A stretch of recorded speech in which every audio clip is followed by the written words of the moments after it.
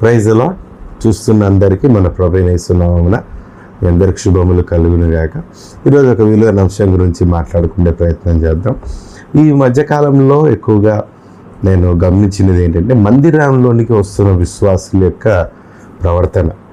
మందిరంలోనికి విశ్వాసులు వస్తున్నారు, కానీ వచ్చిన వాళ్ళల్లో చాలామంది, ఎక్కువ మంది ఈరోజు చెప్పులతోనే మందిరంలోనికి వచ్చే ప్రయత్నాలు చాలా చేస్తున్నాం.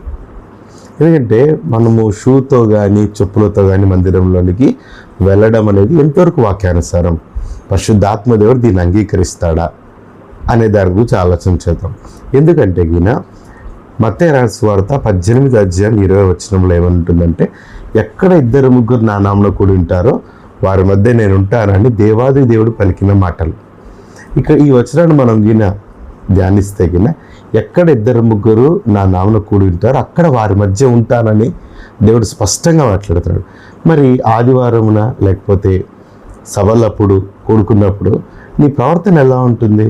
చెప్పులు వేసుకొని కూర్చొని దేవుని వాక్యం వింటావా? చెప్పులు వేసుకొనే, షూ వేసుకొని మందిరంలో నువ్వు నడుస్తావా?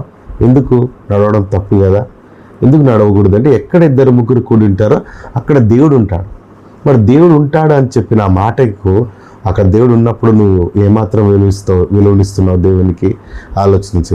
పాత నిబంధన గ్రంథంలో ఈ కొండపైకి మోషే వెళ్ళినప్పుడు ఆ మండుచున్న పొదలో నుంచి దేవాదేవుడు ఏమంటాడంటే, మోషే నీవు నిల్చున్న ప్రదేశం పరిశుద్ధమైనది కనుక నీ చెప్పులు విడువము అని ఉంది.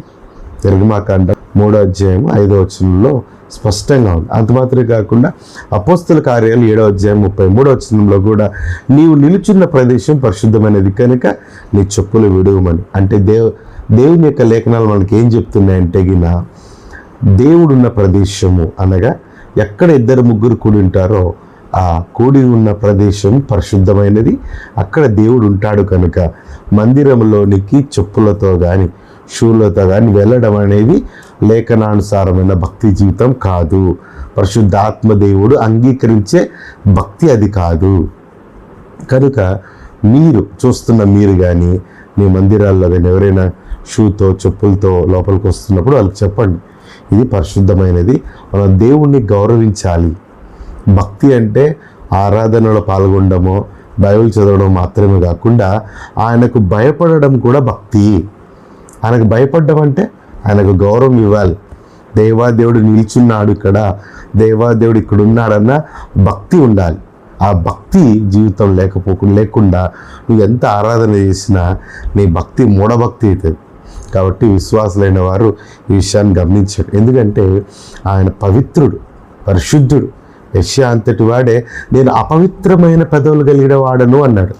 మరి మన భక్తి ఏ పాటిది? ఎందుకని మనము ఇటువంటి తప్పులు చేస్తూ ఈరోజు మనము ఈ ఆత్మీయ జీవితానికి చిల్లులు వేసుకుంటున్నాం? కనుక మన ఆత్మీయ జీవితం సరి చేసుకున్నాం.